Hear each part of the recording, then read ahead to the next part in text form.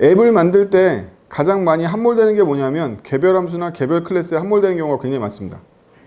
가장 큰 그림을 만들어서 부속을 채우는 개념으로 가지 않으면 전체 개발에 실패해요.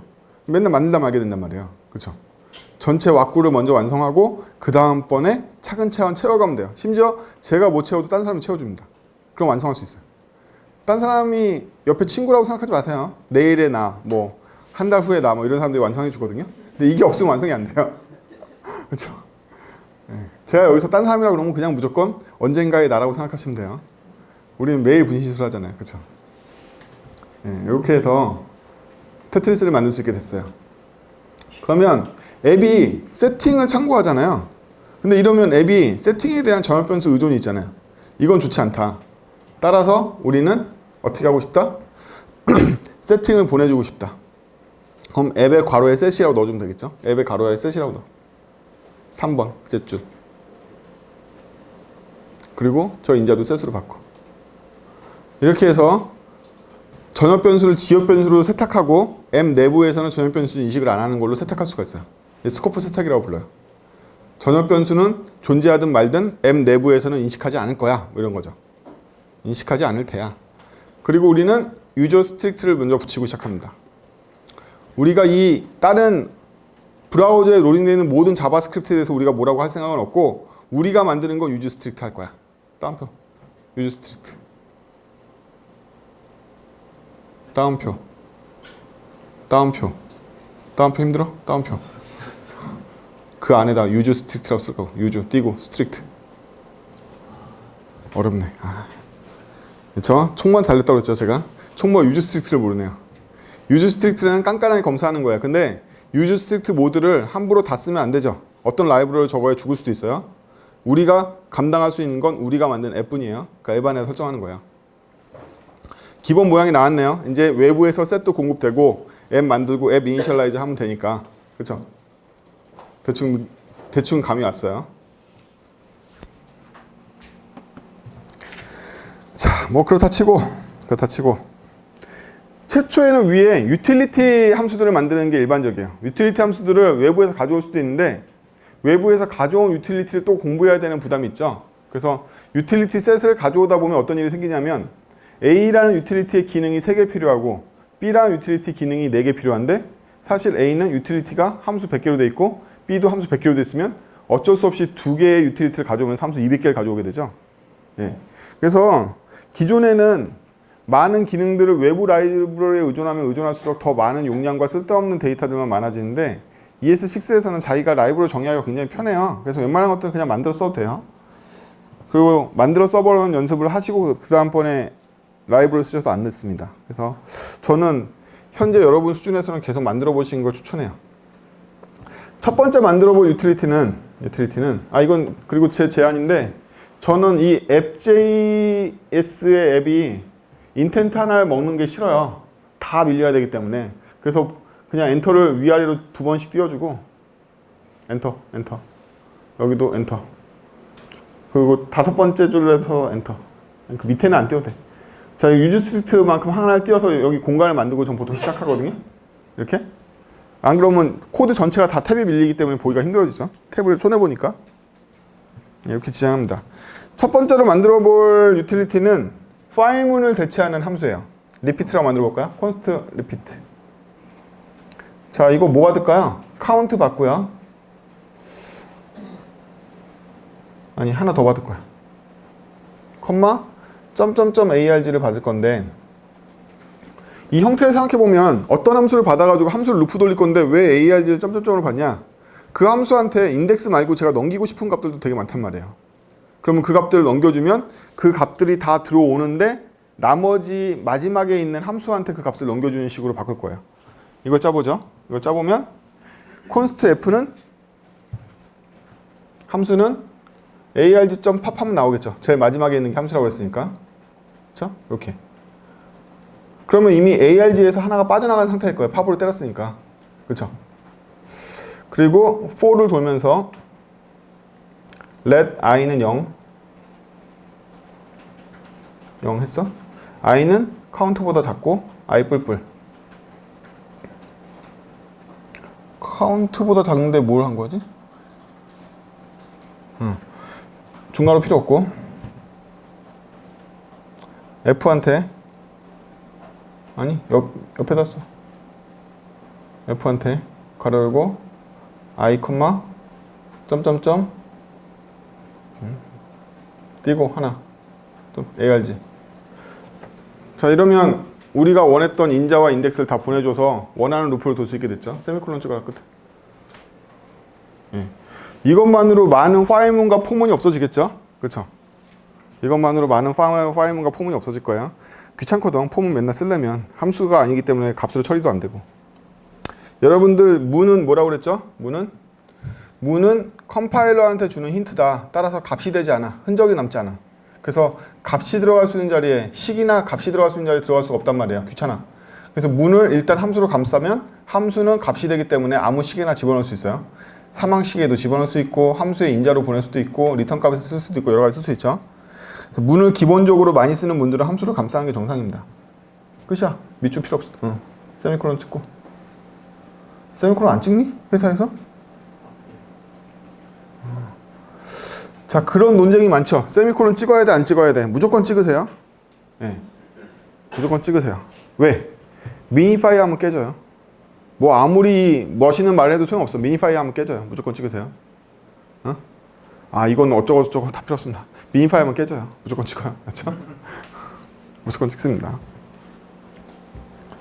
안 찍으면 나쁜 습관. 찍으세요. 자, 그 다음번에는 우리 코드 엄청 많이 나왔던 거 있죠. 오브젝트 어사인으로 속성할당하는 거.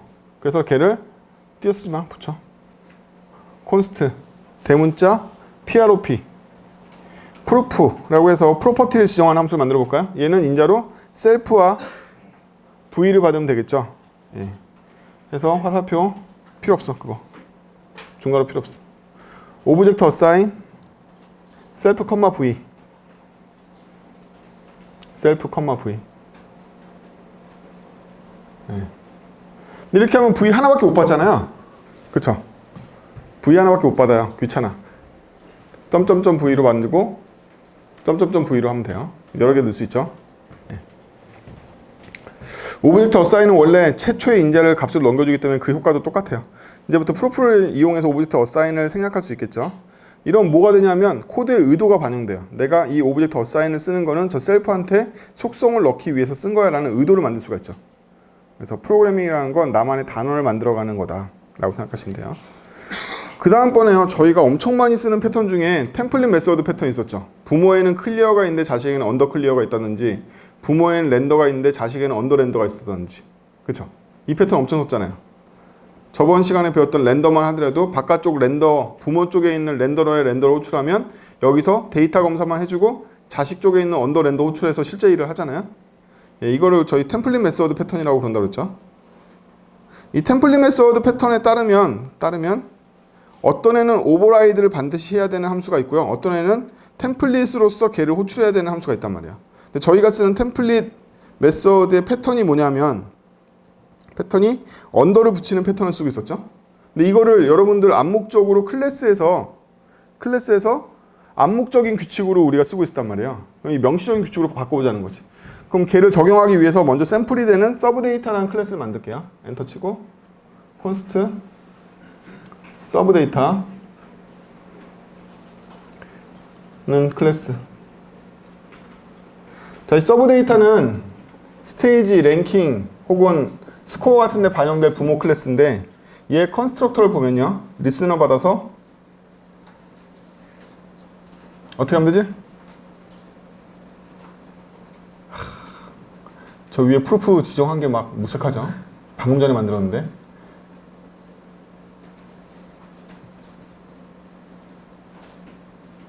중괄호 쳐야지.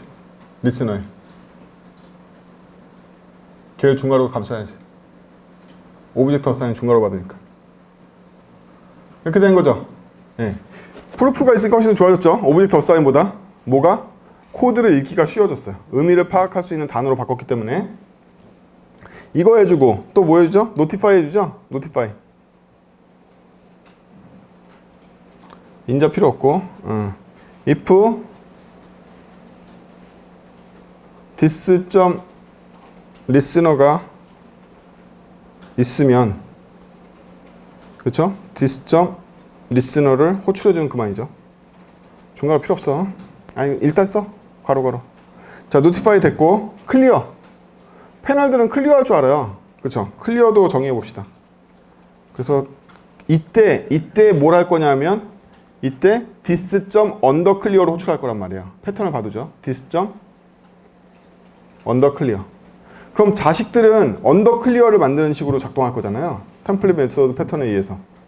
그렇죠? 밖에서는 얘를 뭘로 보고 서브 데이터로 보고서 클리어로 호출했는데 이 안쪽에서는 이 언더 클리어로 호출한단 말이죠. 그렇죠? 이걸 어떻게 표현할까? 밑에 클래스 하나 만들어 보죠. 근데 여러분 그 전에 코드를 정리하고 갈게요. 코드에서 들여쓰기 수준이나 옆에 쓰기 수준은 어떻게 맞추면 될까요? 걔 코드를 얼만큼 많이 수정해야 되느냐에 달려 있어요.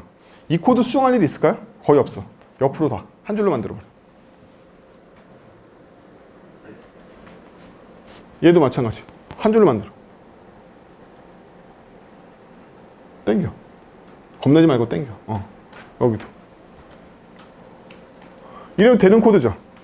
코드가 긴 게 가독성이 좋지 않아요. 우리가 이 코드를 관리할 일이 거의 없다고 생각하면 줄여도 상관없습니다. 그렇죠?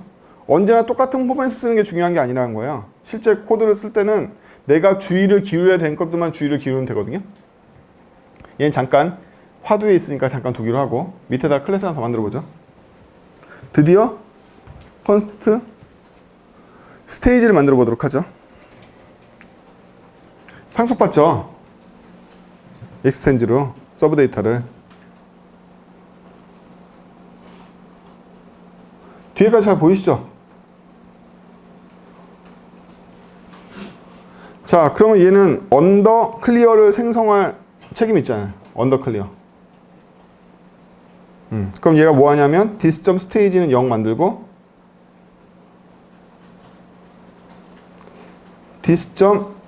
dis.isNext로 할게요. isNext를 호출해 는 책임이 있단 말이에요. 그럼 밑에다가 isNext라는 메소드를 만들어서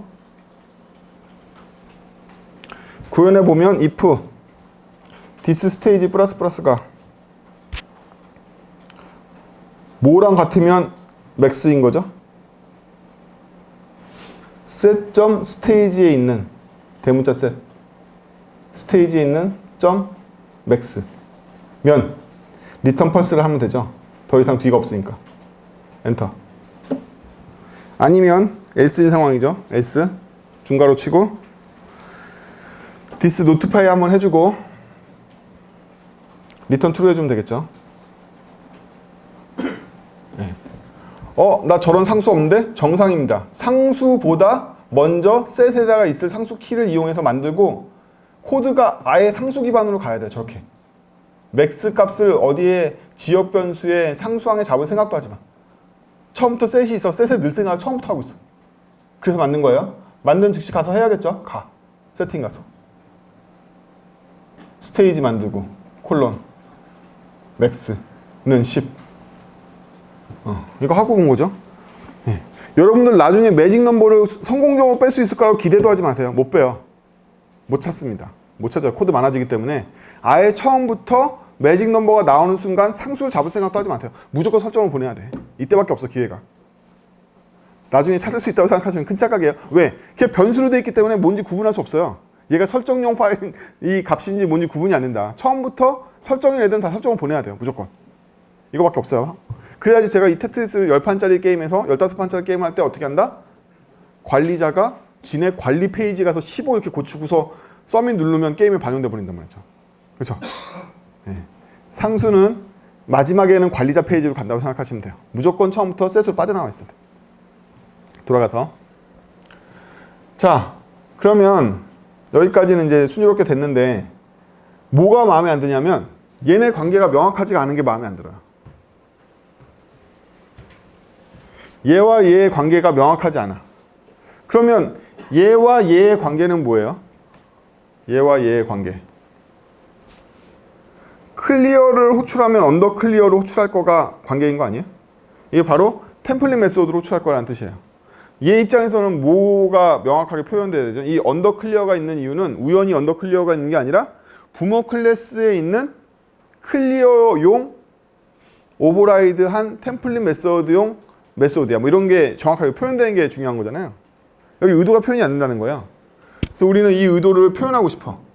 그러면 함수로 표현할 수밖에 없죠. 근데 이름의 함수를 어떻게 쓰지? 대괄호로 쓰면 되죠.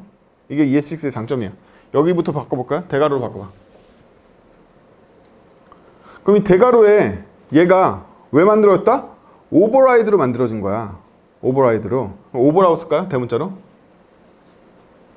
괄호 열고. 뭐의 오버라이드로 만들어진 거죠?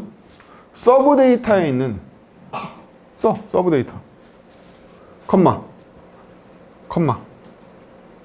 작은 따옴표. 클리어. 이거에 대응하기 위한 메소드야 라고 알려줘야 되는 거 아니야? 우리 이거 오버라이드를 안 쓰고 훅이라고 쓸게요. 정확한 용어가 훅이에요. 얘를 훅이라고 부르거든요. 템플릿 메소드 패턴에서 훅이라고 써. 그쵸? 저 메소드는 클리어형 훅 메소드 아니에요? 이걸 표현하고 싶은 거라. 그쵸? 여러분들 코드에 왜 그걸 썼는지를 언더 클리어가 그냥 있는 것만은 표현이 안 된단 말이죠. 그럼 표현 방법을 찾으세요. 언어의 기능을 이용해서 이 언어에서 그 표현 방법을 찾아야 돼. 내가 왜 이렇게 썼는지.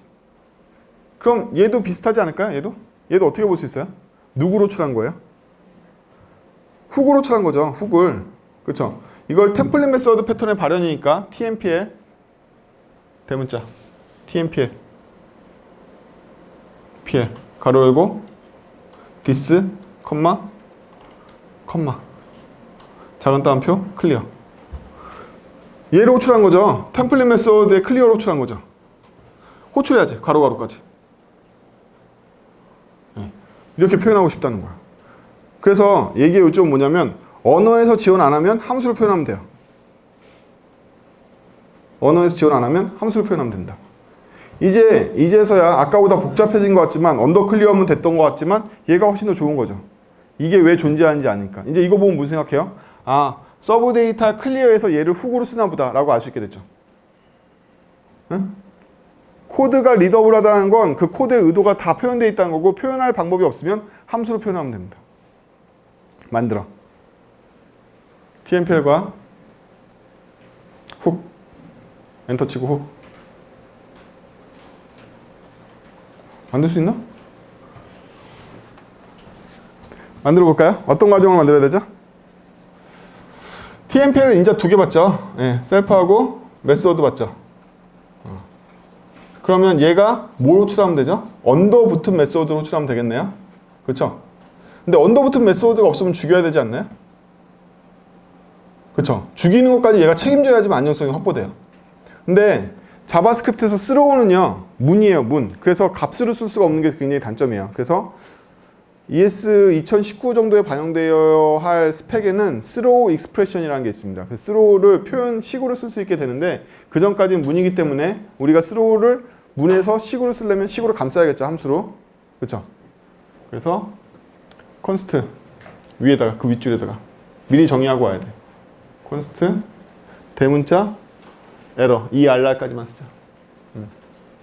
가로 아니 V는 스로 중괄호 쳐야 돼, 문이기 때문에. 스로 V 뭐 요 정도라고 볼 수 있단 말이죠. 예. 문이 방해하면 다 식으로 바꾸면 돼요, 이용해서. 자, 이거 보면 제일 먼저 검사해야 될 게 뭔다? 셀프 대괄호. 셀프 대괄호 할 필요 없고요. 인으로 검사하죠, 간단하게. 뭐 하면 돼요? 작은 따옴표 언더 플러스 메소드 인. 아니, 플러스 작은 따옴표 언더 플러스 메소드 인 셀프. 이 상황이죠? 이게 있는 상황인 거죠. 물음표. 이때는 어떻게 하면 되죠? 셀프 대괄호 가로 호출까지 해야지. 리턴도 해줘야 돼, 심지어. 근데 리턴 할 거니까. 아니면 콜론, 아니면 에러 호출하면 되죠. 가로 아니, 필요 없어. 그냥 귀찮으니까 생각할게요. 요거 리턴 되는 값인 거죠, 이렇게 해서. 예, 요거면 저희가 템플릿의 안정성 검사도 하고 알아서 언더까지 붙인 애를, 아이씨, 이게 총무가 시간 잡아먹고 있죠. 언더 붙여 앞에다가. 예, 언더를 붙여주는 행위까지 우리가 템플릿 메서드에 훅을 붙여주는 프로토콜까지 여기다 기술돼서 우리가 어떤 식으로 호출할지 여기다 기술한단 말이죠. 이거는 저희만의 약속이었으니까 이 약속을 여기다 기술할 수밖에 없는 거예요. 다른 라이브러리가 해줄 수 없다. 근데 이게 뭐냐면 저랑 여러분들하고 암묵적으로 코드를 짤 때 했던 약속이에요. 그렇죠? 훅을 쓸 때 언더를 쓸래 이런 얘기를 했단 말이에요. 그 암묵적인 약속이 미래에 여러분들이 못 알아봐요. 그게 문제야. 내가 템플릿 메서드 쓸 때 언더를 썼지라는 그 기억이 안 나. 왜냐하면 코드에 의도가 안 표현되어 있고 코드는 결과물만 표현되어 있기 때문에 굴러는 가지만 여기 왜 언더 클리어가 있는지 이해가 안 된단 말이에요. 그걸 이해 못할 거라고 생각하시면 돼요. 왜? 기억에 의존하니까. 그러면 프로그래밍 할 때 제일 중요한 건 뭐죠? 기억에 의존하지 않는 거예요. 어떻게 하면 기억에 의존 안 하지? 코드에 있기 때문에 그래. 코드를 읽으면 알 수 있는 게 제일 좋은 코드인 거죠. 따라서 기억에 의존하고 있는 코드 규칙이 있으면 전부 다 코드로 그 자체로 바꾸셔야 돼요. 이렇게. 아, 템플릿은 언더가 있는 함수를 호출할 거라는 더 이상 내 기억 속에 있는 게 아니라 코드로 존재해. 중괄호 필요 없고 붙여.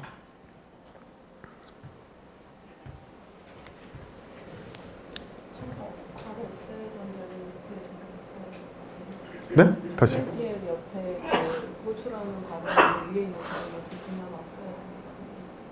왜요?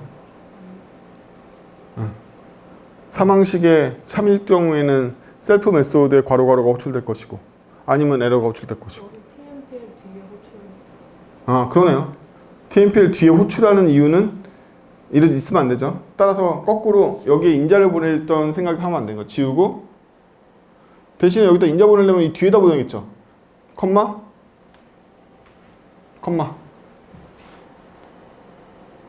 점점점 ARG 여기다 풀어줘야 되죠. 점점점 ARG.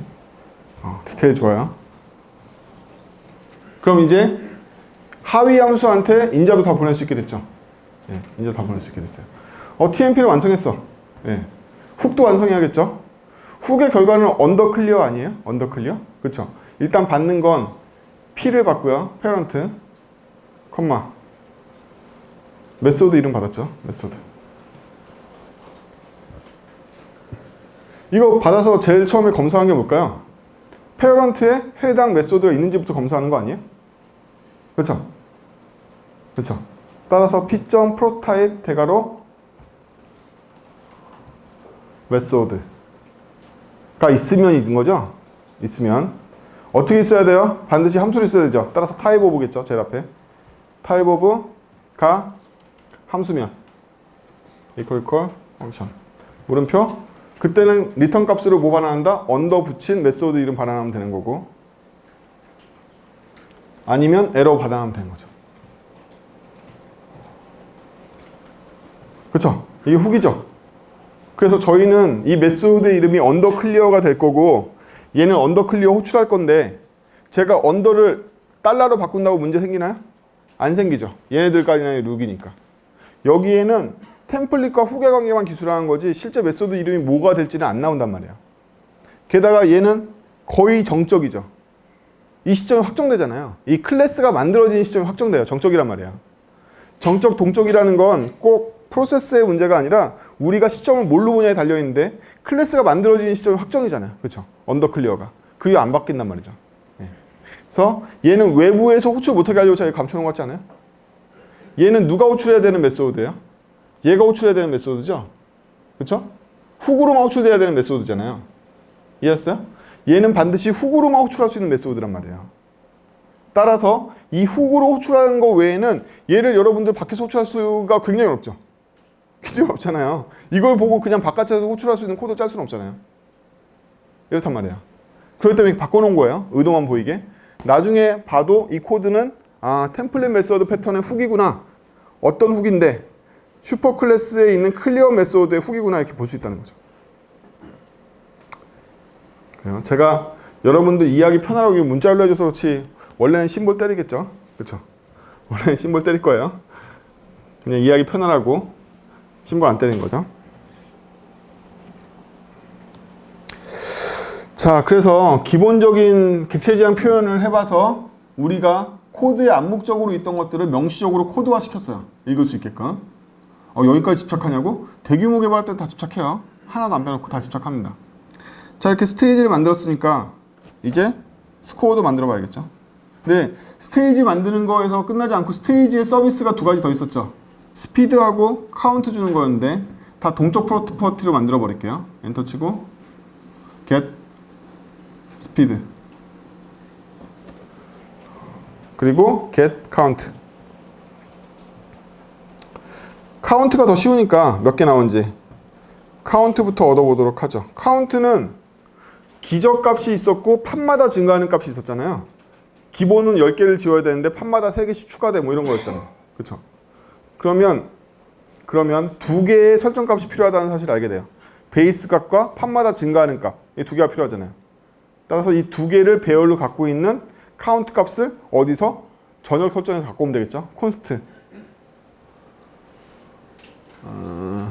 중괄호 스테이지 거에 있겠죠. 얘도 스테이지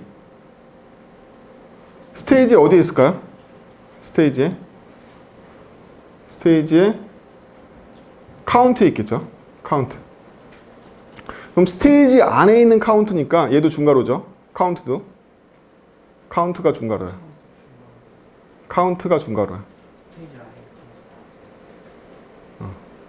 근데 이 카운트 안에 배열로 되어 있는데 2개가 뭘로 되어 있다? 콜론, 대괄호. 하나는 베이스로 되어 있고 하나는 인크리즈, inc로 되어 있죠. 이렇게 되어 있잖아요. 는 아니 바깥쪽에다 는 더 바꿔 셋. 좀 친해지세요? 디스트럭트링하고 해체하고 좀 친해지세요. 응? 해체를 쓰는 이유는 이 해체를 위해서 제어문을 안 써도 되기 때문이에요. 얘가 알아서 다 해체해주죠. 식만 가지고. 이거 아니었으면 다 if에 뭐에 이렇게 해체해야 되잖아요. 식으로. 얘가 다 알아서 해체한단 말이에요. 그럼 이 구조를 봤으니까 이 구조대로 짜게 시켜보죠. 자, 셋에 가서.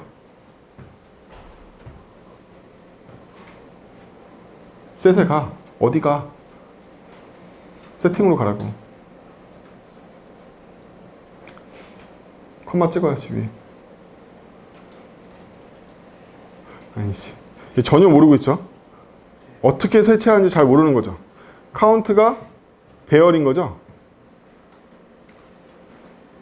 아니 왜 엔터를 쳐? 엔터 치지 마. 10,3. 해체 어렵죠? 해체 그냥 친해지세요. 저 10값이 베이스 값이고 3이 인크리지먼트인데 요 형태 기억하시죠? 셋 밑에 스테이지 밑에 카운트가 있는데 카운트는 배열이야. 배열의 첫 번째 요소가 맥스고 두 번째 요소가 인크리지먼트야. 라고 지금은 보이시잖아요? 코드에 가서 해체한 거 다시 볼까요?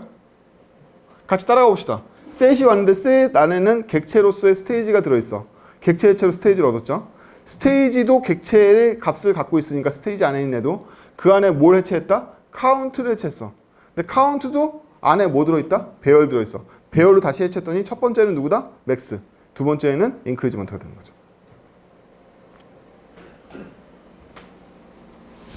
총무도 잘 못한 거 보니까 해체 어려운 거죠. 네. 자, 실제로 결과를 리턴한 건 뭐죠? 리턴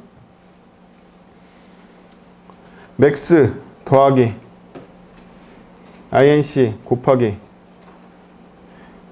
가로 열고 디스점 스테이지 마이너스 1인 거죠. 첫 번째 판은 10개고 두 번째 판은 13개가 돼야 되니까 하나 빼줘야 되죠.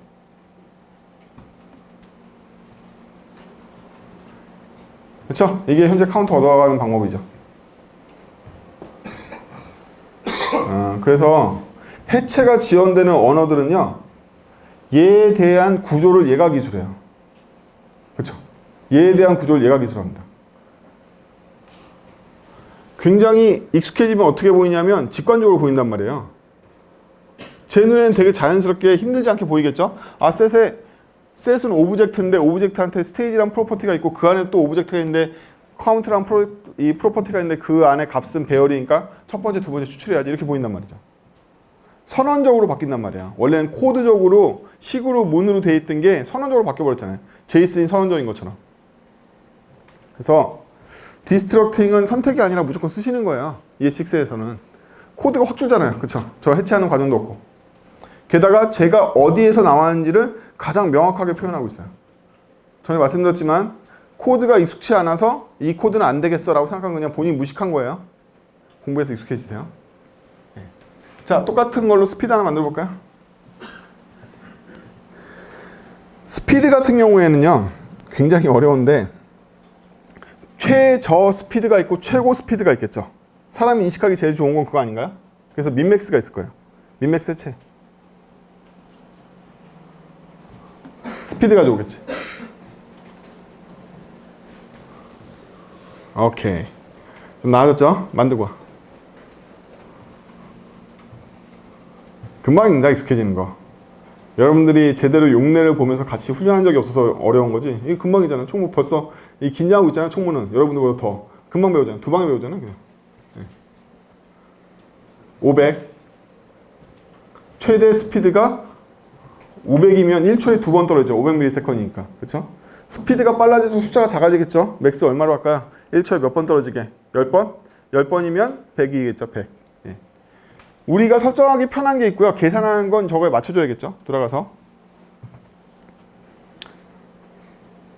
자, 실제 계산은 리턴. 가장 낮은 값부터 생각해보죠. 그럼 민을 리턴하는 결국일 거예요. 민. 그쵸? 그럼 민에서 차근차근 뭔가 빼가는 거죠. 빼. 예, 뺍니다. 그럼 빼는 과정을 생각해보면 마지막 스테이지가 됐을 때 맥스 값이 돼야 되잖아요. 마지막 스테이지가 됐을 때 맥스 값이 돼야 됩니다. 그러면 민에서 얼마를 빼야지 맥스 값이 될까요? 가로 열고 민 빼기 맥스. 만큼을 민에서 빼면 맥스 값이 되는 거죠. 그쵸? 어?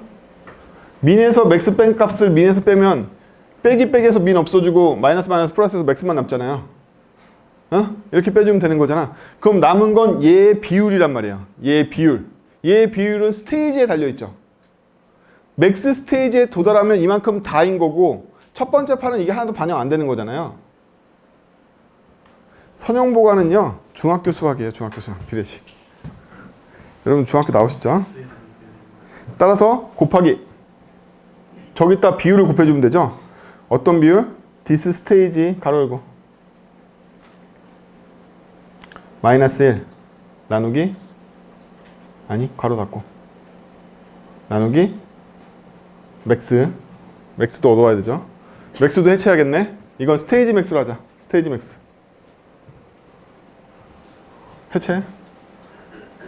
아니 그렇게는 안 되지. 그렇지. 아, 좀 나아지고 있어요. 중괄호 어쨌어? 중괄호. 응, 그렇지. 그렇지. 그렇지. 좋았죠? 예, 금방 인간 됐습니다. 이렇게 쉬워요. 자, 이 수식을 보면 이게 최대값이 되면 맥스값이 되는 거예요. 그렇죠? 근데 스테이지 1판일 땐 0이 돼버리죠. 이 D가. 그렇죠? 0이 됩니다. 그렇기 때문에 하나도 반영이 안 될 거예요. 그러면 얘가 하나도 반영 안 된 상태니까 이만큼이 다 없어지고 민값 500으로 시작하겠죠.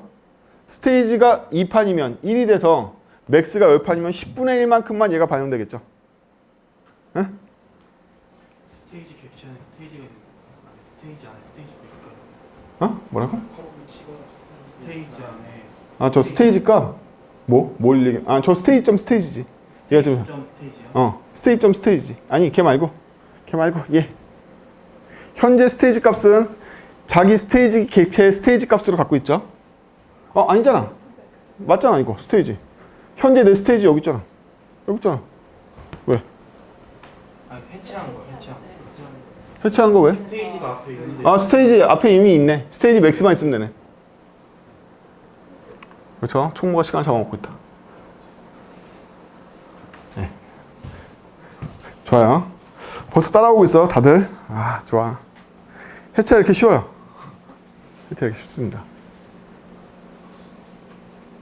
그래서 다중계층에 대한 다중변수를 되게 쉽게 추출할 수가 있죠. 스테이지 맥스. 상수 추가. 아까 돼 있잖아. 안 했나? 했나? 가봐.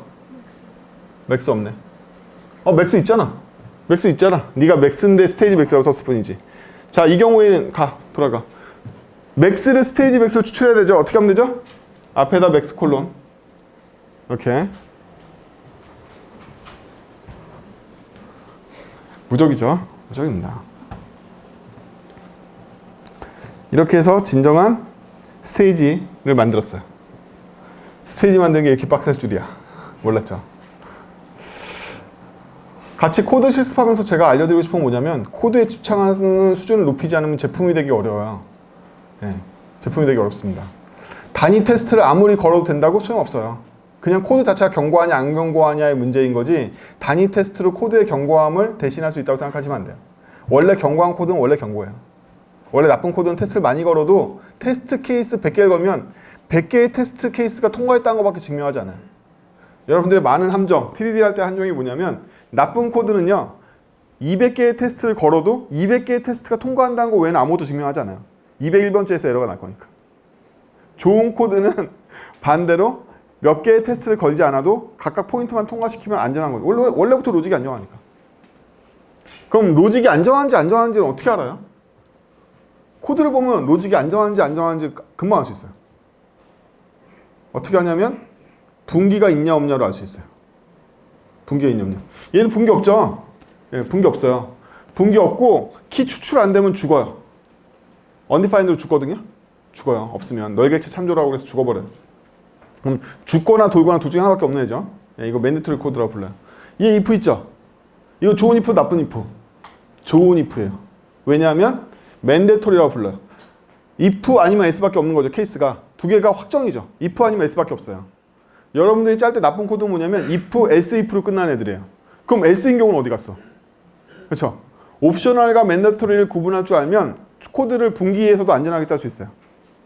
이 코드를 짤 때 얘는 이것과 이것으로 귀결되는데 if와 else로 귀결되는 것만으로 부족해요. if와 else로 귀결되지만 if에서 하는 일과 else에서 하는 일이 역할적으로 동일해야 돼. 동일한가요? 동일해. return true로 return false. 부울린 값을 리턴하는 역할을 동일하게 수행하고 있는 맨데토리 값이란 말이죠. 이 분기는 안전해지는 거예요. 그래서 이미 코드를 보면 이 코드가 들어온 이 경우의 수에 따라서 뻗을지 안 뻗을지가 뻔히 보인단 말이에요. 코드 자체를 보면. 그게 눈에 보이지 않을 정도로 짰으면 이미 그 상태에서 버그 확정이에요. 그 다음보다는 어떻게 일어날까요? 그 다음은 어떻게 돼요? 여러분들의 이 일상인데 그 다음은 어떻게 되죠? 테스트 케이스를 계속 추가하고 이슈 리스트 받아서 처리할 때마다 어떻게 돼요? 코드에 if가 계속 추가되죠. 예. 그 악순환을 빠지게 되는 거예요. 그러면 그 다음부터는 이슈 리스트를 오늘 30개 쳤는데 왜 내일은 50개 해야 되지? 뭐 이렇게 되는 거죠. 예, 이렇게 돼요. 그래서 원래 좋은 코드가 있고 원래 나쁜 코드가 있어요. 집착해서 원래 좋은 코드를 만드는 것만이 작업량을 줄일 수 있는 유일한 방법이에요. 자, 스코어 갈까요? 스테이지 만들었으니까 스코어로 가야죠.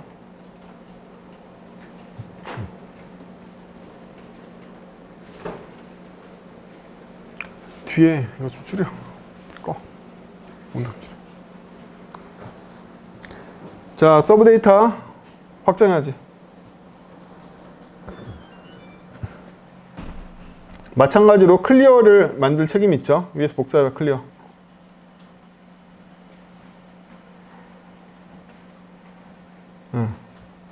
얘가 클리어 따는 거는 디스 컬하고 디스 토탈하고 빵으로 만들어주는 거죠.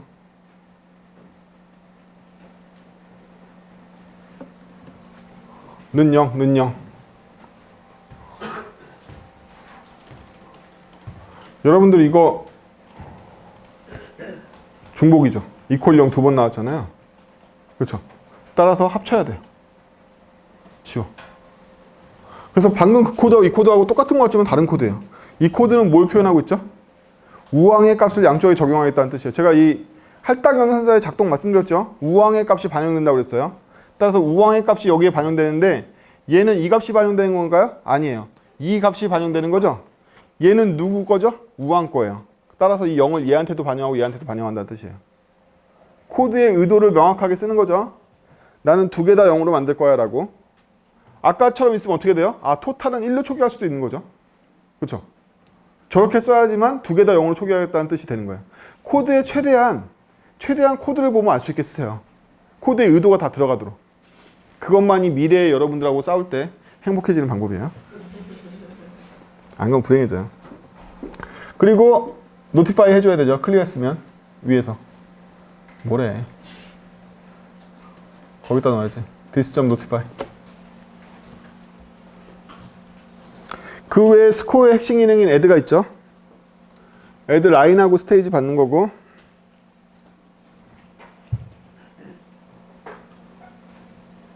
귀찮아. 생략하고 저번에 한번 다뤘으니까. 자, 기초 클래스 두 개를 만들어 봤죠. 네.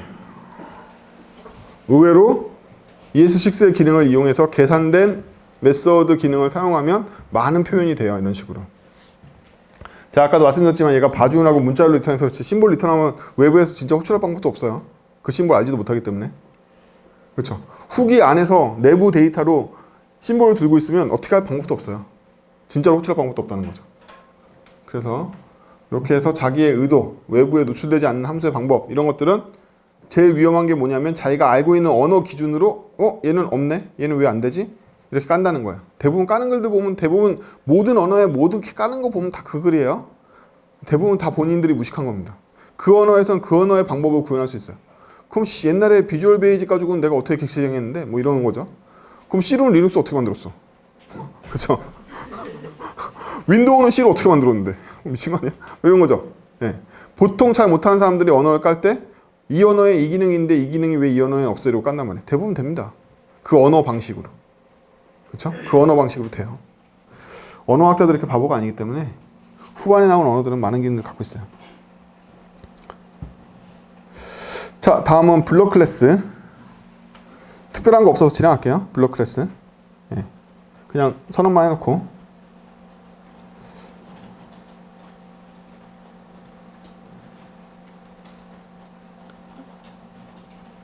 주요 메소드만 구현하고 갈까요? 주요 메소드. 스태틱 get. 팩토리 함수 하나 있었죠. 랜덤으로 블럭 갖다 주는 거. 괄호 중괄호. get은 메소드 이름을 쓸 수 있는 키워드예요. 키워드이기도 하지만 키워드 중에 유일하게 메소드 이름을 쓸 수 있네요. 슈퍼, 뭐 디스 이런 거 메소드 이름 못 쓰잖아요.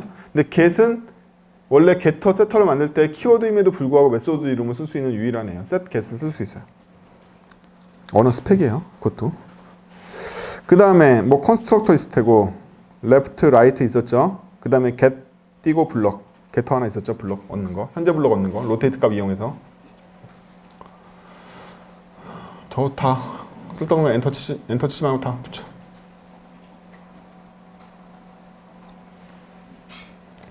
블럭은 일종의 로테이트 값을 제외하면 값객체에 가깝죠. 원래 배열을 그냥 갖고 있는. 그래서 단순할 수밖에 없어요. 그쵸? 그쵸? 됐고. 다음 조금 복잡했던 데이터도 다시 검토해보면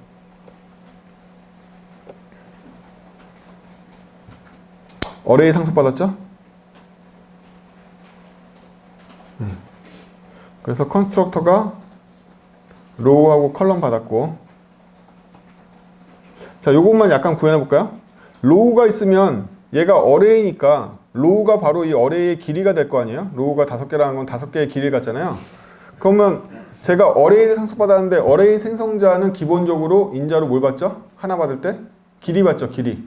따라서 슈퍼 로우로 보내주면 되겠죠. 오케이. 그럼 슈퍼 로우가 들어가면 이 어레이는 어떤 상태가 되냐면 그 길이만큼 undefined가 원소로 박혀있는 배열이 되는 게 아니에요. 링크드 리스트를 지원하는 배열 중에는 성긴 배열이라는 개념이 있습니다. 성긴 배열은 뭐냐면 제가 길이를 500으로 만들었을 때 실제 차 있는 원소는 3개밖에 없으면 메모리에서 3개만 차지하냐 500개를 차지하냐의 문제가 있잖아요. 그쵸? undefined라도 하나하나 차서 500개가 차는 놈이 있는가 하면 3개 채우면 나머지는 안 차 있는 애가 있어요. 안 차 있는 애를 성긴 배열이라고 불러요. 얘가 더 좋죠. 채울 때까지 메모리 안 쓰니까. 길이는 500이지만 저희가 랭스를 500 때리면 500개의 길이를 갖지만 실제 메모리는 차지하지 않아요. 아무것도 안 넣으면. 이 배열에서 자바스크립트 배열은 이렇게 하면 성긴 배열을 지원하기 때문에 길이는 확보했지만 안에 undefined 메모리가 원소로 차지하고 있지 않아요. 노드가 생기지 않았어요. 그냥 비어있다. 그야말로 아무것도 없는 상태예요. 랭스만 있고. 대신에 랭스가 있으면 저희는 fill이라는 메소드를 쓸 수가 있죠. 따라서 this.fill 대괄호 안에다 대괄호 이러면 길이만큼 채울 수가 있어요. 그렇죠? 미리 채워놓는 거죠. 어차피 채울 거니까. 2차원 배열을 즉시 완성했죠. 이거를 일반적인 배열에서 똑같이 이 기법을 쓸 수 있습니다. 57번째 줄에 엔터 치고 저희가 특정 개수로 찾아 있는 배열을 얻고 싶으면 array 가로 열고 5 점 필 3 이러면 3이 5개 찾아 있는 배열을 얻는 거죠. 예. 이게 무언가 찾아 있는 배열을 얻는 가장 쉬운 방법 중에 하나예요. 이렇게 할 수 있습니다. 그렇죠?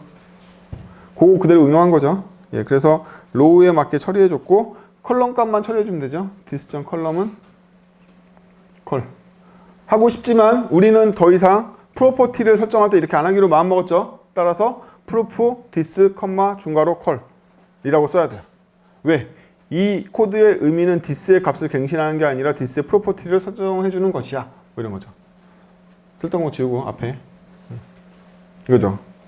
그래서 켄트백 아저씨가 얘기하기를 프로그래밍이라는 건 나만의 언어를 만들어가는 과정이라고 그랬어요. 그렇죠? 점점 저희만의 언어가 생기고 있죠. 자바스크립트가 아니라 이 수업만의 언어로 점점 바뀌고 있잖아요. 그렇습니다. 자기 언어를 만들어가는 과정이에요, 말 그대로. 자, 메소드 전에 지원했던 거 셀, 로우, 올 뭐 이런 거 쓰죠. 네, 셀, 로우, 올 있었어요.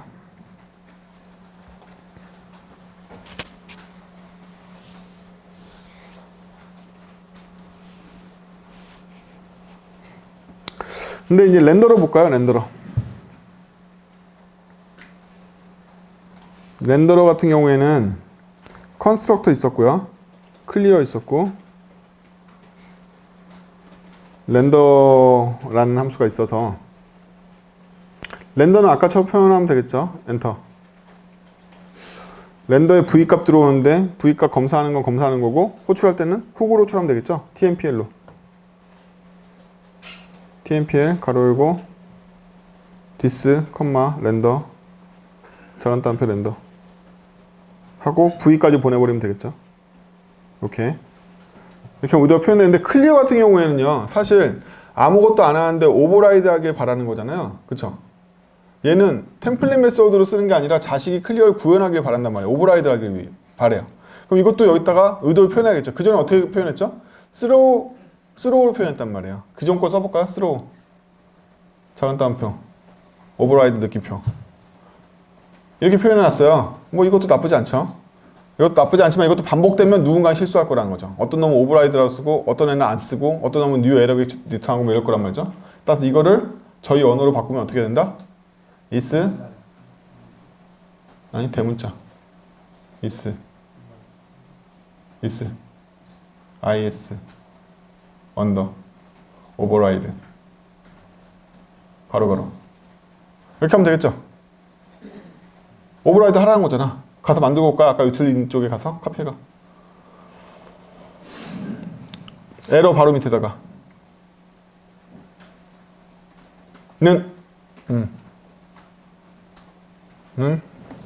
언더 화살표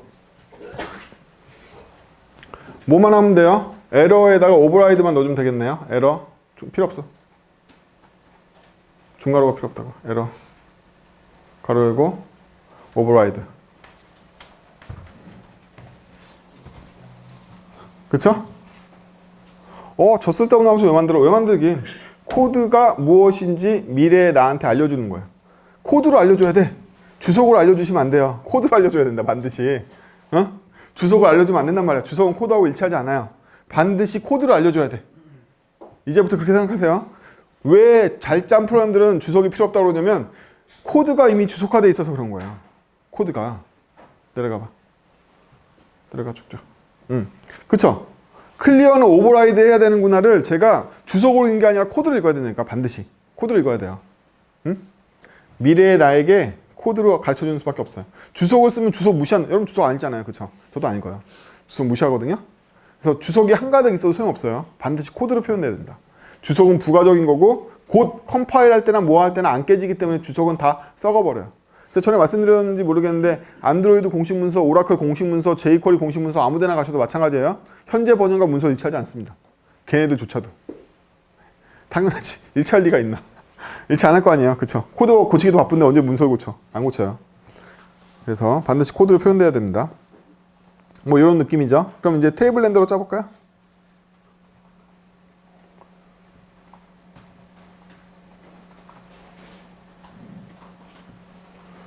익스텐즈 해서 렌더로 익스텐즈 해서 만들면 되죠. 자, 여기서 이제 아까처럼 훅으로 대괄호 훅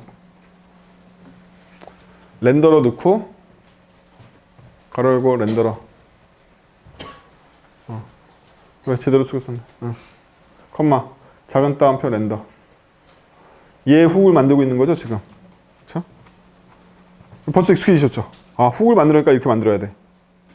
누가? 지금 총무가 벌써 익숙하잖아요. 제가 훅 만들어 그럼 벌써 쫙 찍고 있잖아요. 어떤 클래스의 훅을 만들고 있는지 벌써 짜고 있는 거란 말이에요. 이 클래스의 훅이 꼭 부모일 거라고 생각하시면 안 돼요. 얘는 물론 상속받아서 이 훅을 했지만 얘를 소유한 애가 훅 형식으로 내부 호출하고 싶으면 자바의 인터널처럼 외부에서 호출할 수 없는 훅을 더 많이 만들 수도 있겠죠. 개념을 더 확장해 보면 이거는 부모 관계에서 템플릿 메소드로 훅을 호출하는 건데 전략 객체에서는 전략 객체를 가진 애가 전략 객체의 어떤 메소드를 호출하려고 할 거 아니에요. 그렇죠? 이것만 해도 외부에는 공개되지 않고 전략 객체를 소유하고 있는 애와 전략 객체 사이의 계약일 수 있죠. 응? 둘 사이에만 쓸 수 있는 것일 수도 있잖아. 이 전략 객체가 외부에는 이 메소드를 노출하고 싶지 않은데 전략 객체를 소유하고 있는 애만 전략 객체의 그 메소드를 호출하게 만들고 싶을 거 아니에요. 보통은 저희가 이거를 자바에서는 패키지 수준의 보안으로 걸어가지고 외부 호출 안 되고 내부에서 밖에 호출 안 되는 인터널 메소드를 건단 말이에요.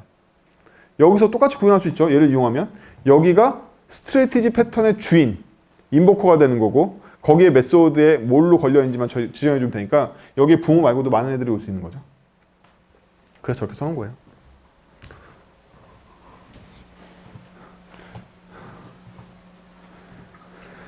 자, 그렇게 해서 구현하면 되고 렌더도 뭐 나머지들은 클리어 그냥 만들면 되고 근데 클리어는 오버라이드해서 만든 거잖아요. 얘도 막 표현하고 싶잖아. 저 위에는 is override라고 해놨는데 여기는 오버라이드 된 클리어라는 메소드라는 게 안 보이잖아요. 그럼 누군가 저 클리어를 뭐 리무브라고 바꿀 수도 있지 않을까요? 리셋이라고 바꾸거나 그럼 코드 깨질 거 아니에요. 여러분들이 바꿔요. 미래에 여러분들이 저거 클리어를 리셋을 바꿔온단 말이에요.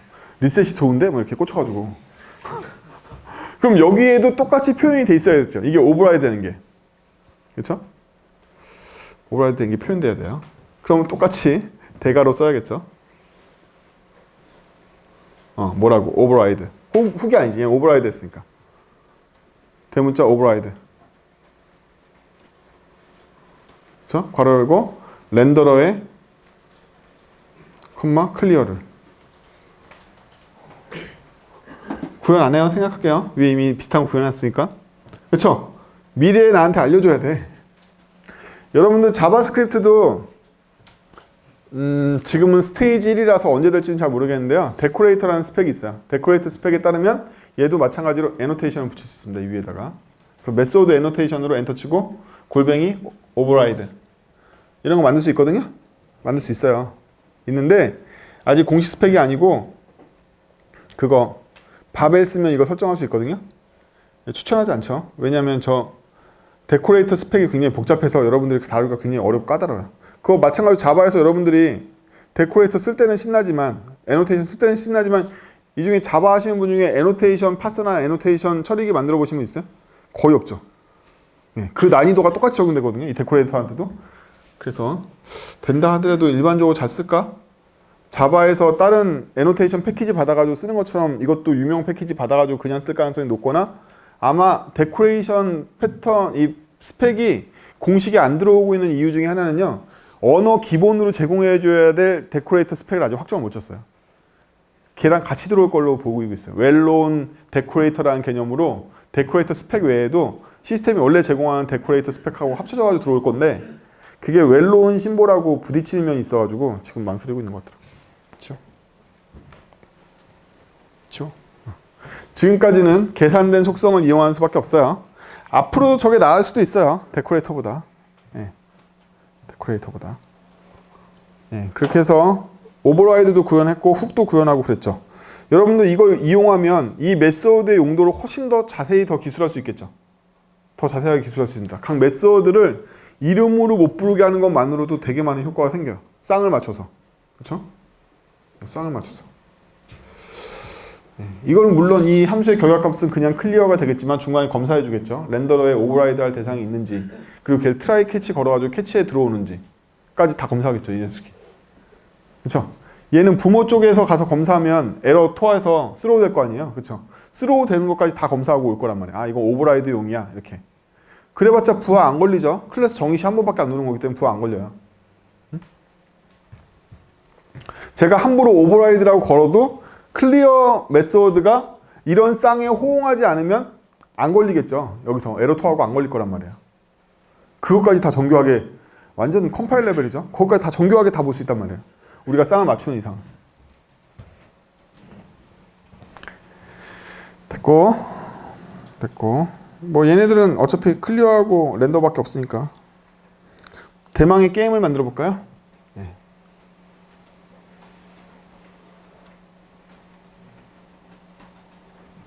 게임이란 클래스에 대해서 좀 생각해 봅시다. 게임이란 클래스.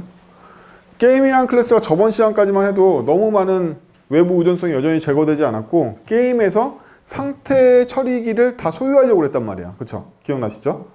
상태 처리기를 다 자신이 대괄호, 타이틀, 대괄호 뭐 이렇게 상태 처리기를 소유하고 외부의 네이티브 뷰만 외부에서 받아들이려고 했잖아요.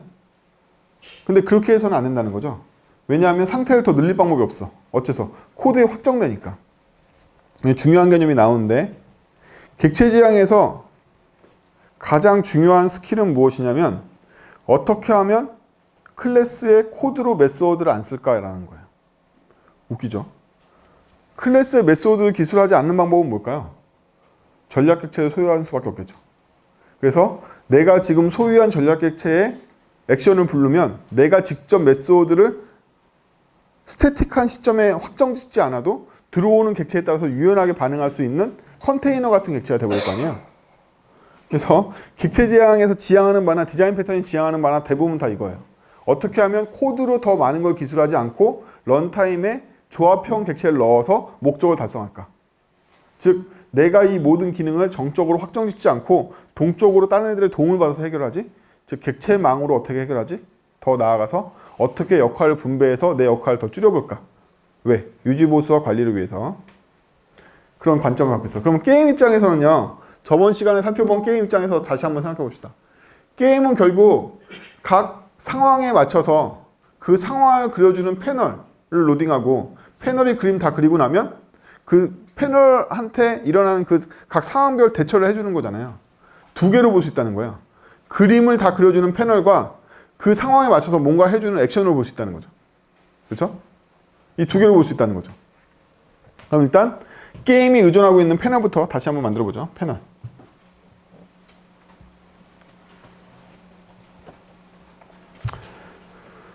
위에다 만들어야지. 게임이 패널을 의존하니까. 네. 자, 패널 같은 경우에는 귀찮으니까 그런 거 다 없애고 간단하게 만들어 볼게요. 컨스트럭터. 인자로 게임하고 언더 INIT하고 또 언더 렌더를 받아서 프로프로 집어넣어.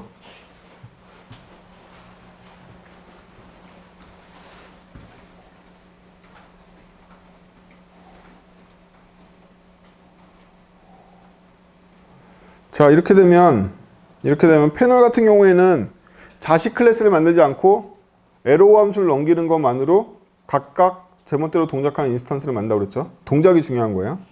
따라서 이니셜라이즈 시점에는 init 괄호 점점점 arg 리턴 dis.base는 dis.init dis.base는 dis.init 괄호 열고 dis.game 점점점 arg. 자, 이거를 살펴봅시다. 여러분들 이 의미를 먼저 아셔야 되는데요. 왜 ES6에서는 점점점을 만들었을까요? 그 전까지 아규먼트라는 객체가 있는데 왜 점점점을 만들었을까요? 생각해 보신 적 있어요? 왜 나머지 연산자를 만들었을까? 아규먼트가 있는데. 바로 이 말에 힌트가 있는 거죠. 제가 아규먼츠가 있는데 라고 얘기했을 때 약 12분 정도가 그게 뭐야? 라는 표정을 짓고 있거든요. 정상입니다. 아규먼츠가 있는 거 어떻게 아셨어요? 아시는 분들은? 그냥 외워서 한 거죠. 코드 보면 아규먼츠가 있는지 모르잖아요. 그쵸? 따라서 미래에 여러분들이 아규먼츠에 대한 지식을 까먹으면 아규먼츠가 어떤 전역 변수에서 온 거지 하고 헤매게 되는 게 정상이겠죠? 이게 윈도우 전역 변수야? 뭐야? 이렇게 헤매는 게 정상 아니에요? 이게 함수마다 호출시마다 생성되는 동적 인자 개수를 관리하는 객체라는 지식이 지금 오늘의 여러분들한테 있을지 모르겠는데 세 달 후에 나는 없을 수도 있잖아요. 그럼 그 코드가 뭘로 보이겠냐는 거야. 아규먼츠라고 써놓은 그 변수가 뭘로 보이겠냐는 거야. 그냥 선입견을 버리고 보면 전역 변수로 보이지 않을까요? 로케이션 같은? 이게 뭘까? 이렇게 연구될 거 아니에요. 자바스크립트 처음 보는 사람한테 아규먼츠라는 변수가 나오는 코드를 주면 딱 그렇게 반응해요. 윈도우를 뒤져요. 아규먼츠가 뭐야? 이렇게. 그러니까 아규먼츠를 못 쓰게 하는 거죠. 여러분들 지금 제가 이 위에 스트릭트 모드 설정한 거 보시죠. 유즈 스트릭트 모드를 사용하면 아규먼트 객체를 쓰는 것 자체가 에러가 돼요. 그 전까지는 아니었는데 ES6 이후에 스펙이 바뀌어서 유즈 스트릭트 모드의 2017 이후에는 뭐가 된다? 아규먼츠라는 키워드가 나온 것만으로 스로우가 돼요. 그것만으로 죽어. 왜 아규먼트를 못 쓰게 하느냐? 코드에서 모르니까. 얘는 똑같은 역할을 수행하지만 코드에서 ARG가 뭔지 보이죠? 그렇죠? 미래에 나도 알 수 있는 거야. 이 ARG를 쓰고 있다는 사실은. 코드에 있으니까. 그래서 기존 자바스크립트에서 암묵적으로 사용하고 있던 애들 다 쓸어서 없애는 거야. 못 쓰게 하려고. 왜냐하면 새로 언어를 배우는 사람, 기존에 지식이 없는 사람도 언어학적인 관점에서 코드를 보면 이해할 수 있는 코드를 짜게 하려고. 그래서 나머지 연산자가 도입되고 아규먼츠가 없어진 거예요. ES6부터는 대부분 다 그래요. 변화점이. 명시적으로 코드에 기술하게 만들어준다는 거죠. 이거 보면 레이지 초기화하고 있죠. 이니셜라이즈 함수를 받아서 이니셜라이즈를 호출하기 전까지는 베이스 엘리멘트를 안 만들고 있죠. 호출한 시점까지 미루는 거예요. 호출하면 드디어 받아왔던 에로 함수를 호출해서 에로 함수는 디스가 전달되지 않죠. 컨텍스트 전달 안 돼요. 그렇기 때문에 자기가 갖고 있는 게임 보내주고 아규먼트 보내줘가지고 만들게 시키는 거죠. 만들어서 자기가 베이스를 얻게 되는 거죠. 다음 렌더.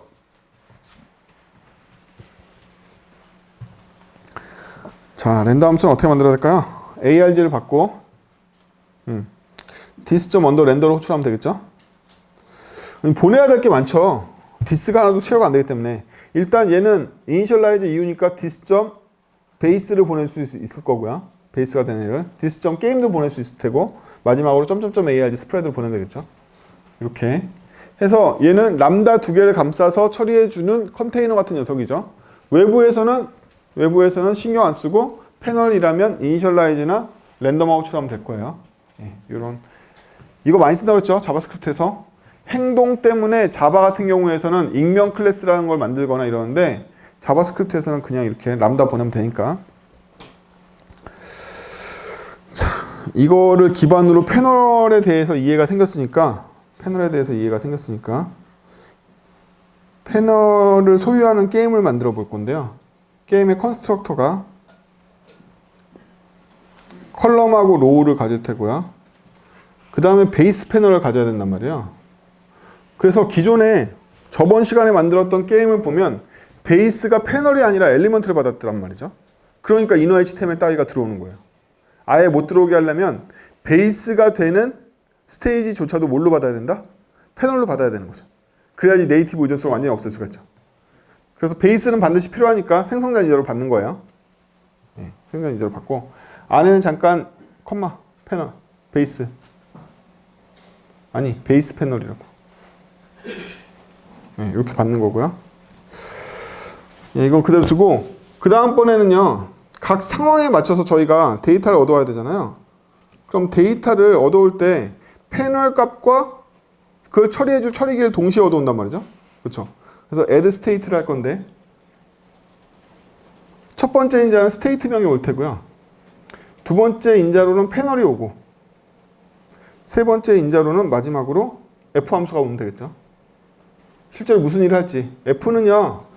프로그램에서 일반적으로 에로 같은 함수가 올 때, 콜러볼이 올 때 쓰는 애칭이에요. i나 j처럼 f 많이 씁니다. 자, 이렇게 되면 저희가 추가를 해봐야겠죠. 그러면 this.state에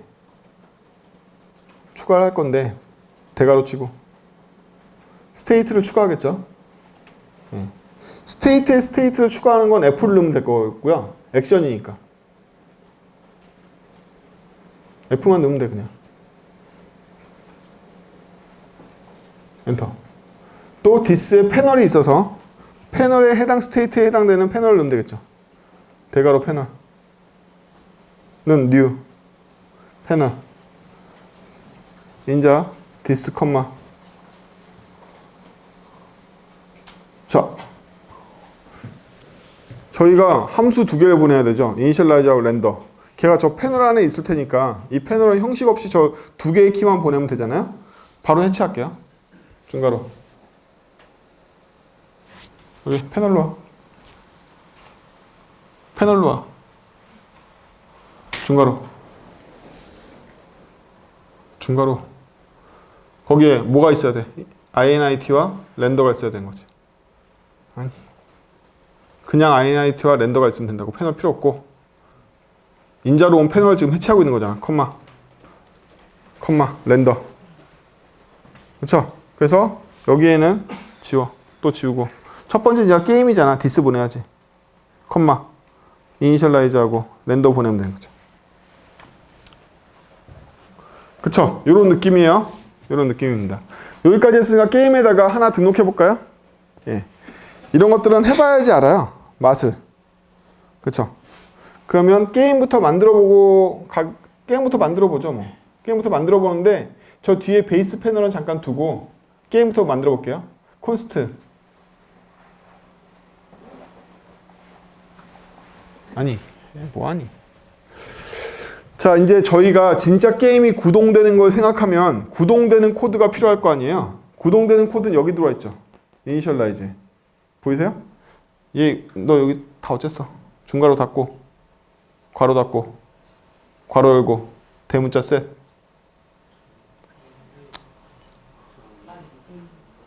어? 어디 있는데요? 와, 죽을 것 같다. 내려가. 세미콜론도 안 치고 다니고, 씨. 자, 여기 엔터 치고, 리턴. 중괄호. 엔터.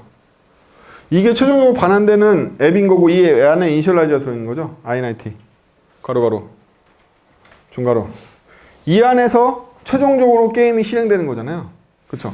그럼 게임의 인스턴스는 이 안에서 만드는 거죠? 콘스트, 소문자 게임은 new 게임. 인자 생략. 우린 지금 add state가 궁금하니까 엔터 치고. 게임.add state. 그러면 타이틀을 등록해 볼까요? 대문자 게임. 아니. 클래스 이름이잖아. 타이틀. 컴마. 이게 첫 번째 인자인 스테이트죠. 두 번째 인자는 이니셜라이저와 렌더로 분해되니까 중괄호. 엔터. 그 다음에 마지막 인자는 에로 함수가 되겠죠. 컴마. 에로 함수 뭐 받지? 에로 함수? 렌더 함수인데 렌더 함수 뭐 받아? 저 위에서. 이렇게 호출하지. 세 개로. 베이스 게임 ARG 호출하지. 내려가. 따라서 베이스 게임 ARG지. 이렇게 된 거지. 이렇게 해서 등록한다는 거야. 하나의 케이스를. 거기에는 뭐 들어있다? init와 렌더 들어있는 거지. 이렇게 해서 하나의 스테이트를 등록해 가겠죠. 게임은 저걸 호스팅하는 것밖에 안 한단 말이야. 이제부터 할 일이. 저걸로도 여전히 잘 감이 안 오죠. 그럼 타이틀을 실제로 만들어 볼까요? 타이틀은 렌더에서 하는 일 없다고 저번 시간에 얘기했죠. 이니셜라이즈만 하면 돼요. 이니셜라이즈 봅시다. 이니셜라이즈 인자로 게임 받죠. 괄호 열고 게임. 거기 아니지. 내려가. 거기 init 있잖아. 아니, 더 위에. 더. 거기. 몇 번째 줄이야? 거기.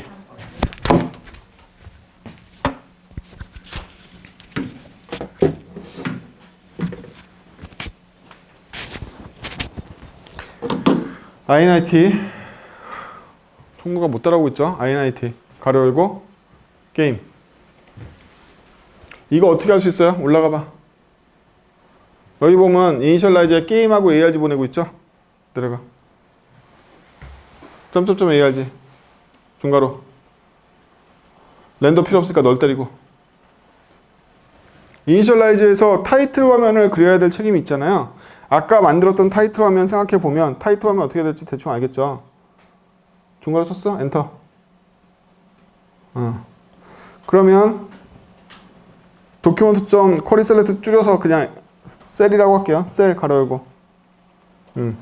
샵 타이틀. 점 스타일 점 디스플레이. 아니 거기 말고 더 뒤에 괄호 뒤에 점 스타일 점 디스플레이 블럭. 너니까 블럭을 만들어야겠죠? 왜? 스타일 점 디스플레이는 리턴할 때는 엔터. 똑같이 셀 타이틀 보내주면 되죠. 이게 뷰에서 하는 일이죠. 이니셜라이즈 되는 시점에. 그쵸? 렌더는 따로 호출 안 할 거니까. 근데 여기 버튼에 대해서도 우리가 뭐 처리해야 되잖아요. 그쵸? 버튼 봐. 가서 뭐 있나? 스타트였어, 뭐였어? 가서 봐. HTML. 타이틀에. 클래스 뭐 줬어? 스타트 줬죠? 와. 거기 사이에. 셀, 샵 타이틀, 점, 스타트. 원클릭. 원클릭하면 게임에게 뭐 해야 되잖아요. 그래서 인자로 게임이 들어오는 거예요. 그쵸? 아니, 괄호, 언더, 화살표는, 언더, 화살표. 게임은 저 위에 있잖아. 이미 스코프 변수로. 왜? 언더, 화살표. 게임점. 셋 스테이트. 스테이트. 뭘로 바꿔주면 돼? 게임점. 스테이지 인포로 바꿔주면 되죠. 인트로. 저희 저번 시간에 봤던 패널 구성이었죠. 타이틀 화면의 패널 구성이었잖아 이게. 그쵸? 타이틀 화면의 패널 구성이 이거잖아요. 실제 HTML도 이거에 대응할 거고. 얘는 여기까지만 한단 말이야. 이거를 스테이지에 껴주고 뭐하고 하는 거는 베이스가 알아서 할 일인 거고, 베이스는 위에서 만들면 되는 거고요. 이게 얘가 하는 일인데, 얘 이거 하면서 실제로 이 액션 함수에서 뭐 해야 되냐? 액션 함수에서는. 그쵸? 액션 함수에서는 뭐 하죠? 스테이지 클리어 하는 거랑 스코어 클리어 하는 거 해야 되죠. 일단 그냥 스테이지 클리어, 스코어 클리어라고 써. 거기야. 타이틀 화면에 들어갈 때 스테이지 클리어하고 스코어 클리어 하지 않나요? 스테이지 점 클리어겠지. 얘네 둘 다 클리어 할 줄 알잖아요. 저희 만들었잖아요. 클리어. 그럼 스코어하고 스테이지는 어디에 있죠? 게임 안에 있죠. 게임 안에. 그렇죠. 게임 안에 있죠. 장난해? 해체 안 해? 게임 해체 안 해?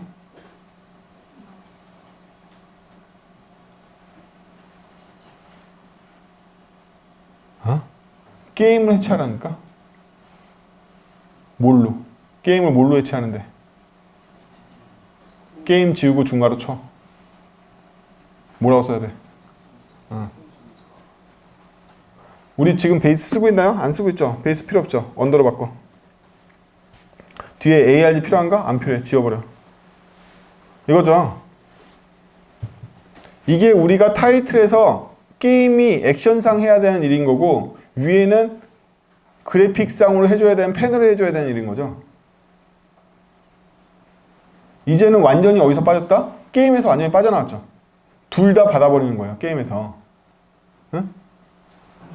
둘 다 받아버리고 둘 다 받았기 때문에 저 게임이라는 클래스는 상태를 무한히 가질 수 있죠. 이제 타이틀이나 이런 정해진 상태만 가질 수 있는 게 아니라 상태를 애들 하는 것으로서 무한히 가질 수 있단 말이에요. 패널도 무한히 가질 수 있고 쟤도 무한히 가질 수 있고. 그래서 이렇게 해서 빼내는 게 이게 뭐 전략 패턴이 됐든 상태 패턴이 됐든 상관없어요. 어쨌든 객체 지향의 큰 목적 중에 하나는 게임이라는 클래스의 진짜 역할은 찾아봤더니 뭐였던 거죠? 상태를 호스팅해주는 역할인 거죠. 엄밀하게 얘기하면 그 각각의 상태마다 어떤 일을 하는 게 게임의 역할이 아니었던 거야. 게임은 뭐다? 상태를 호스팅해주는 역할밖에 안 해. 그래서 얘가 하는 건 뭐죠? set state 하면 그 상태에 맞는 객체들은 또 위임하고 또 위임하고 이거 전체 관리해 주는 것밖에 안 하고 책임 뭐 갖고 있죠? 컬럼 로우 알고 있어. 뭐 이 정도인 거예요. 컬럼 로우 알고 있어. 나머지는 전부 다 위임하고 호스팅하는 역할만 수행하는 게 게임의 진짜 역할이었던 거죠. 찾아봤더니 그럼 각각 화면에 대한 책임들은 얘네들이 나눠가는 거죠. 얘네들이. 그때 화면을 담당하는 패널과 그때 로직을 담당하는 액션이 나눠서 갖는 거죠. 이렇게 해서 상태들을 계속 만들어내고 게임은 이 상태들을 호스팅해주는 역할만 하는 거죠. 이렇게 문제를 해결하는 걸 객체망으로 문제를 해결한다고 그래요. 객체망으로. 섭섭하니까 하나 더 짤까? 베이스 짤까? 베이스? 예, 베이스 하나 짜보죠. 베이스는 인자로 보내기로 했잖아. 게임에. 그러면 컬럼하고 로우 보내야 되니까 10,20 보내고 게임 생성자에서 어디가? 거기 있잖아. 하고 중괄호 엔터. 중괄호 안에 init랑 렌더 들어가야 되지. init 괄호. 원래 괄호로 인자가 게임이 들어오지만 필요 없으니까 그냥 바로 리턴 쓰자. 중괄호 치고 리턴 셀 스테이지. 그렇죠? 스테이지 보내주면 되죠? 게임의 베이스가 되는 애는 스테이지잖아요. 그러니까 이니셜라이즈 할 때 스테이지 보내주면 그만이고 근데 스테이지의 디스플레이를 활성화시켜준 다음에 보내줄 책임이 있죠. 활성화시켜. 스테이지는 처음부터 디스플레이 블럭으로 돼 있죠. 제가 넣은 건 적이 없으니까. 아니, 그거 안 해도 될 것 같아. 스테이지는 우리가 안 막았잖아. 처음부터. 렌더. 엔터 치고 렌더.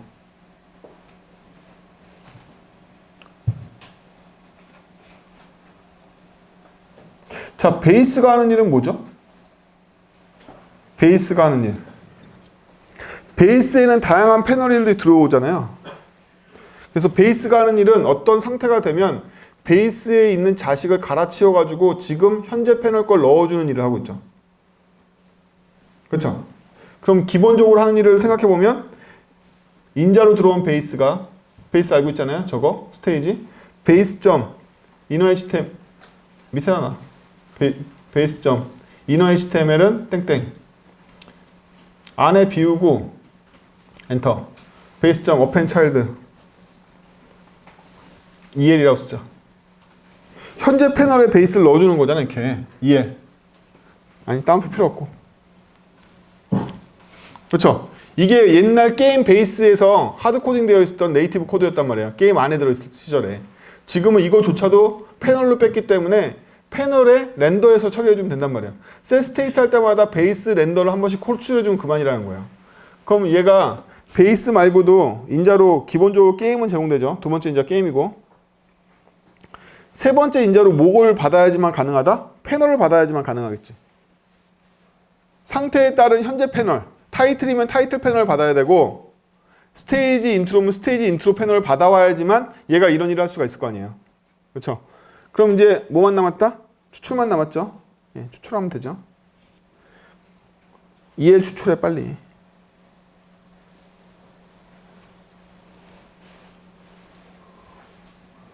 엔터.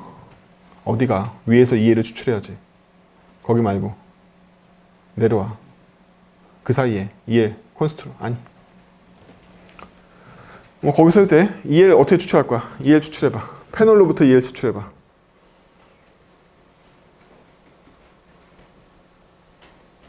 결과는 패널이지. 패널로부터 추출해. 패널.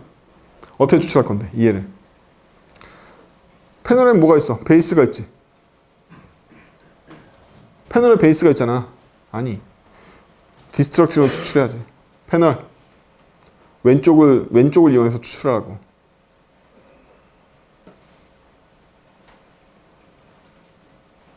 베이스 콜론이겠지? 아니. EL 앞에. 아, 어렵다. 콜론. 이해가 되나? 안 돼? 패널 가볼까? 위로 올라가. 패널 가봐. 패널 속성에 뭐 들어있지? 베이스 보여? 어? 베이스 보여? 베이스 보이지? 저 베이스 얻어와야지만 엘리멘트를 얻어올 수가 있죠. 각각 패널에 베이스를 얻어와야지만 패널 베이스를 얻을 수가 있잖아요. 그쵸? 근데 레이지 초기화를 했기 때문에 최초에 베이스가 생성돼 있나요? 안 돼 있나요? 안 돼 있죠. 그 얘기는 반대로 얘기하면 베이스가 없을 때는 이니셜라이즈로 호출해서 베이스를 만들어야 된다는 뜻 아니에요? 이 코드의 의미가 처음부터 베이스가 있는 게 아니잖아요. 베이스는 처음에 없잖아요. 이니셜라이즈로 호출해야지만 베이스가 생긴단 말이에요. 그때까지 밀어두고 있단 말이지. 그렇다는 얘기는 베이스가 있는지 없는지를 체크해서 반드시 없으면 이니셜라이즈를 한번 불러줘야 되는 거죠. 내려가 볼까요? 그러면 이 시점에 베이스를 불렀는데 EL에 undefined가 들어갈 가능성이 있잖아요. 그렇죠? 없으니까. undefined가 들어갈 경우에는 기본값이라는 걸 발동시킬 수 있어요. 응? 우리가 해체를 했는데 해체에 해당되는 키가 undefined인 경우에는 실제로 있던 진짜 undefined 값을 넣든 상관없어요. undefined인 경우에는 얘의 기본값을 발동시킬 수 있다. 그럼 여기다 equal로 쓰면 되겠죠? 뭐라고? 기본값이 뭔데? 패널.init가 되는 거죠. 해체가 어렵죠? 응? 해체가 어렵지? 베이스는 undefined인 경우에는 뭐가 된다? 패널 이니셜라이즈의 결과가 되는 거죠? 그렇죠? 그게 2일로 들어오겠죠? 원래 베이스 값이 있으면 기본값 발동을 안 하니까 베이스 값이 1로 들어오겠죠. 지금까지 얘기한 게 패널을 쓰는 코드인 거고 패널에 대한 유일한 코드가 이거니까 2일이니까 이만큼 확 쳐서 어디로? 여기로 보내도 되겠네요. 어버 콘스트에 있는 중괄호서부터 중괄호 끝까지 잘라 여기로 보내라고 패널 지우고 그쵸? 해체가 이래요. 네, 그래서 자바스크립트 해체는 굉장히 좋은 기능인데 익숙하지 않기 때문에 어렵다고 생각하시는 거예요. 익숙해지세요. 패널이 없어서 패널 좀 하긴 아 그러네. 여기서 못 쓰네. 여기서 못 쓰네. 자 여기서 못 써요. 일부러 이렇게 한 거예요. 자 그럼 제가 여기서 뭘 가르쳐 드릴 거냐면 좋은 지적이에요. 이거 지적이 언제 나왔는데 바로 나오네. 이게 집중이 좋지? 자 패널이라는 변수가 존재하지 않죠. 그럼 ES6 스펙에는 뭐가 있냐면 함수의 인자를 파싱하거나 실행될 때의 해석 순서는 좌에서 우로 쌓입니다 라는 임시 TDG 영역에 대한 스펙이 있어요. 여기가 TDG인 거야. 따라서 게임을 만들 시점에는 베이스라는 변수가 존재하고요. 여기에서 패널이라는 걸 만들 때는 베이스하고 게임은 존재하고 있는 거예요. 따라서 여기에 이걸 사용하려면 여기에 패널이 있어야 되는 거죠. 패널. 컴마. 네 번째 인자를 안 보냈겠죠? 안 보냈지만 EL이 들어와. 아, 깜짝이야. 깜짝이야. 이해했어요? 함수의 인자가 해석되는 방법은 TDG다. 좌에서 우로 TDG가 성립한다. 따라서 베이스 시점에는 베이스밖에 없지만 게임 시점에는 뭘 할 수 있다? 이퀄 베이스가 가능하다는 얘기죠. 기본값 할당이. 이 시점에는 이퀄 게임이 가능한 거야. 이 시점에는 이퀄 패널이 가능한 거지. 따라서 네 번째 인자는 안 보낼 거지만 EL이 만들어서 들어온단 말이야. 이렇게 쓰라는 얘기가 아니라 이 속성이 뭔지 가르쳐드리려고 일부러 코드 만든 거예요. 그래서 제가 전에 말씀드렸지만 자바스크립트 옛날 버전을 아시는 걸로 뭘 대입하시려고 그러지 말라고 그랬잖아요. 그렇죠? 그 뭐지? Do you know? 뭐 이런 거 보지 말라니까. 다 옛날 자바스크립트 3.1, 5.0 얘기란 말이에요. 그렇죠? 굉장히 다르게 작동하죠. 완전 다르게 작동해요. 그냥 언어 스펙 그대로 그냥 공부하시는 게 최고예요. 그 이상한 막 편법, 엔진 작동 방법 이런 거 보지 마세요. 네.